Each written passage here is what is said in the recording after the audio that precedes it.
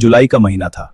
Retire हो चुके DSP Vinod Sirohi अपने विभागीय काम से बिजनौर कचहरी पहुंचे थे। उनके साथ सब इंस्पेक्टर मीर हसन भी थे। दोनों को अंदाजा नहीं था कि आज उन्हें एक अनोखा व्यक्ति मिलने वाला है। अचानक एक छोटा कद का व्यक्ति उनके पास आया।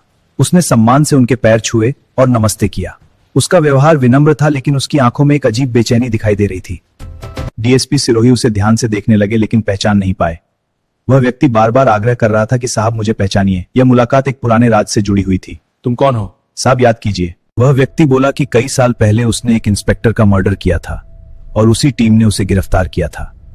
आज वह सिर्फ एक सवाल का जवाब जानना चाहता था। डीएसपी ने साफ कहा कि यह एक गोपनीय मामला है और पुलिस अपने सूत्रों की जानकारी कभी सार्वजनिक नहीं करती। वह व्यक्ति आज भी इस सवाल के जवाब के साथ जी रहा है। उस व्यक्ति की बात सुनकर डीएसपी को पुरानी घटना याद आने लगी। यह एक ऐसा केस था जिसमें कोई सबूत नहीं था, फिर भी पुलिस ने आरोपी को पकड़ लिया था। अब कहानी पीछे जाती है। मेरठ के मेडिकल थाना क्षेत्र की जागृति विहार कॉलोनी। सुबह का शांत समय था जब दो बुजुर्ग रोज की तरह मॉर्निंग वॉक के लिए निकले थे। प्रेम सिंह और रिटायर्ड इंस्पेक्टर दयाराम सिंह रोज सुबह टहलने जाते थे। यह उनकी दिनचर्या का हिस्सा था। उन्हें अंदाजा भी नहीं था कि यह सुबह उनकी जिंदगी की आखिरी सुबह बन जाएगी। अचानक एक लंबा युवक उनके पास आया और नमस्ते किया। उसका व्यवहार सामान्य लग रहा था, लेकिन उसके मन में कई वर्षों से भरा हुआ गुस्सा धीरे धीरे बाहर आने वाला था। प्रेम सिंह आगे निकल गए, लेकिन युवक ने दयाराम सिंह को रोक लिया। दोनों आमने सामने खड़े थे। कुछ ही क्षणों में एक ऐसी घटना होने वाली थी जो पूरे शहर को हिला देगी। कुछ पल की बातचीत के बाद युवक अचानक हथियार निकालता है। शांत सुबह का माहौल एकदम बदल जाता है। वर्षों से भरा गुस्सा अब नियंत्रण से बाहर हो चुका था और बदले की आग अपने चरम पर पहुंच चुकी थी। युवक बेहद करीब से गोली चलाता है। गोली सीधे दिल के पास लगती है। सब कुछ इतनी तेजी से हुआ कि किसी को संभलने का मौका भी नहीं मिला। हमलावर तेजी से वहां से निकल जाता है। कुछ दूरी पर खड़ी कार में बैठकर वह गायब हो जाता है। किसी को समझ नहीं आता कि आखिर यह हमला क्यों किया गया। प्रेम सिंह दौड़कर वापस आते हैं और अपने दोस्त को घायल अवस्था में देखते हैं। वह समझ नहीं पाते कि आखिर यह हमला किसने और क्यों किया।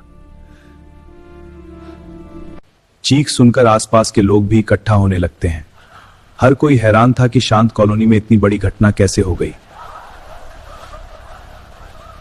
पुलिस को सूचना दी जाती है और टीम तुरंत मौके पर पहुंचती है। जांच शुरू होती है, लेकिन शुरुआती जांच में कोई स्पष्ट सुराग नहीं मिला। आपने क्या देखा? साहब मैंने कुछ नहीं देखा, बस चीख सुनी। कोई और था आसपास? नहीं। पुलिस हर एंगल से जांच शुरू करती है। आसपास के लोगों से पूछताछ की जाती है, लेकिन कोई भी हमलावर को पहचान नहीं पाता। परिवार को जब इस घटना की खबर मिलती है तो घर में शोक का माहौल छा जाता है। हर कोई समझ नहीं पा रहा था कि इतने शांत व्यक्ति की हत्या क्यों की गई। पुलिस पुराने रिकॉर्ड खंगालती है। दोस्तों, रिश्तेदारों और दुश्मनों की सूची बनाई जाती है, लेकिन कोई भी ठोस कारण सामने नहीं आता। सभी एंगल्स चेक करें, कुछ तो मिलेगा। जी सर, लेकिन मोटिव क्लियर नहीं। वो सबके साथ अच्छे थे। फिर भी देखो। जांच के दौरान परिवार के अंदर के रिश्तों की भी जांच की जाती है।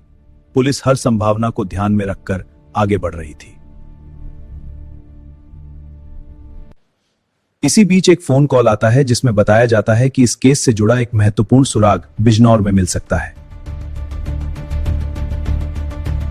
पुलिस टीम बिजनौर के लिए रवाना होती है। उन्हें उम्मीद थी कि वहां से इस रहस्यमयी हत्या का कोई अहम सुराग मिल सकता है। बिजनौर में एक परिवार की कहानी सामने आती है। एक युवक बचपन से ही बास्केटबॉल का अच्छा खिलाड़ी था और उसका जीवन सामान्य तरीके से आगे बढ़ रहा था। कुछ समय बाद उसकी मां गंभीर रूप से बीमार हो जाती है और उनकी मृत्यु हो जाती है। यह घटना उसके जीवन में एक बड़ा बदलाव लेकर आती है। सामने रहने वाली एक लड़की से उसकी दोस्ती होती है। धीरे धीरे यह दोस्ती गहरे लगाव में बदल जाती है। दोनों अक्सर मिलते रहते थे, लेकिन परिवार को यह रिश्ता मंजूर नहीं था। समाज का दबाव। मैं भी तुमसे प्यार करता हूं, हम साथ रहेंगे। एक दिन दोनों साथ भाग जाते हैं। उन्हें लगता है कि दूर जाकर वे अपनी जिंदगी शांति से जी सकेंगे। लड़की के परिवार वाले पुलिस में शिकायत दर्ज कराते हैं। मामला पुलिस तक पहुंच जाता है और परिवार को सामाजिक अपमान का सामना करना पड़ता है। लड़के के पिता को थाने बुलाया जाता है। वहां उनके साथ अपमानजनक व्यवहार किया जाता है, जिससे परिवार को गहरा मानसिक आघात पहुंचता है। यह घटना युवक के मन में गहरी छाप छोड़ देती है। वह अपने पिता का अपमान कभी नहीं भूल पाता।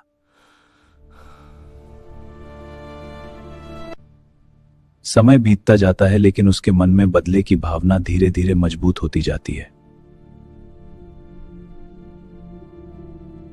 युवक गलत संगत में पड़ जाता है और कुछ अपराधों में शामिल हो जाता है जिससे उसका स्वभाव और कठोर बनता जाता है।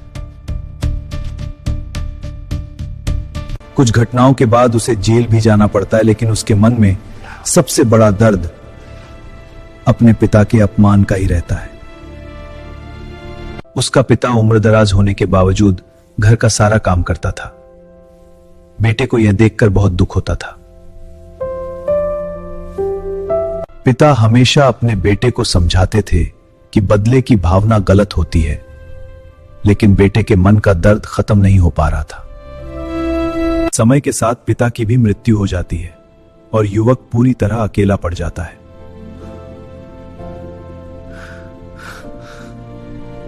अब उसके मन में बदले की भावना और मजबूत हो जाती है क्योंकि उसे रोकने वाला कोई नहीं बचा था।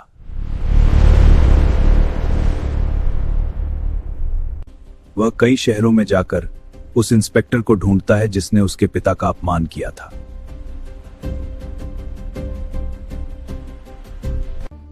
कई महीनों की तलाश के बाद उसे पता चलता है कि वह व्यक्ति मेरठ में रह रहा है।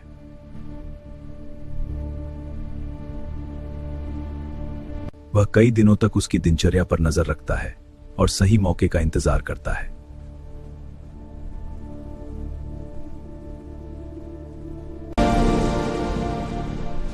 लगभग 17 साल बाद बदले की योजना पूरी तरह तैयार हो चुकी थी। वह सुबह के समय उस जगह पहुंचता है जहां इंस्पेक्टर रोज टहलने आते थे।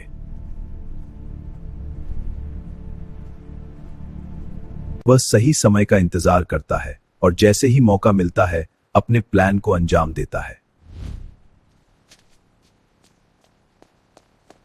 कुछ ही सेकंड में वर्षों की योजना पूरी हो जाती है और वह वहां से फरार हो जाता है।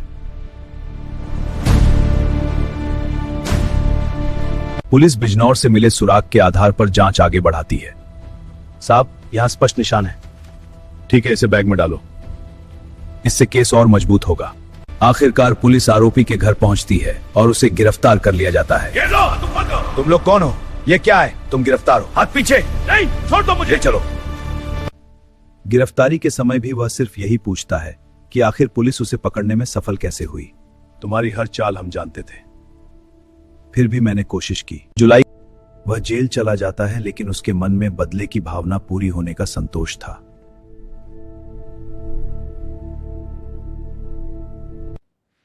वर्षों बाद उसे मानसिक शांति महसूस होती है क्योंकि उसके मन का बोझ कम हो चुका था।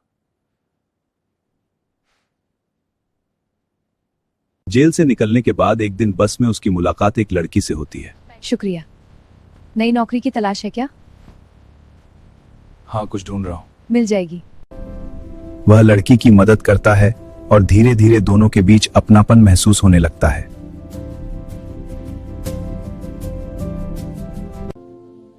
कुछ समय बाद दोनों शादी करने का फैसला करते हैं और नई जिंदगी शुरू करते हैं।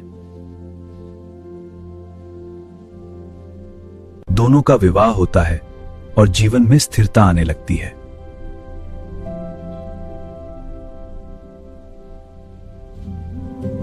कुछ समय बाद उनके घर एक बच्ची जन्म लेती है जो उनकी जिंदगी में खुशी लेकर आती है। हाँ, हमारी खुशियों का बंडल। मैं इतनी खुश। मैं भी। पापा, ये देखो। बहुत अच्छा।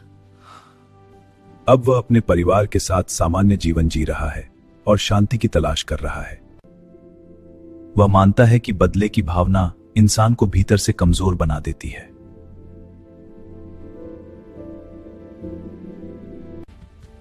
वह चाहता है कि आने वाली पीढ़ी सही रास्ते पर चले और गलत फैसलों से दूर रहे।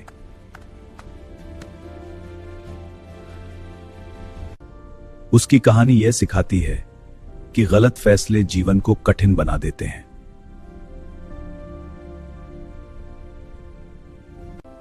हर व्यक्ति को अपने गुस्से पर नियंत्रण रखना चाहिए और सही रास्ता चुनना चाहिए।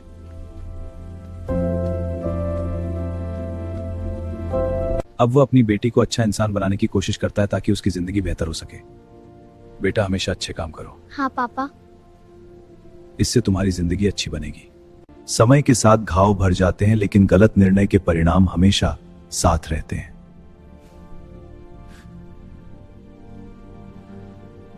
इस कहानी का उद्देश्य लोगों को जागरूक करना है कि जीवन में धैर्य और सही निर्णय सबसे महत्वपूर्ण होते हैं।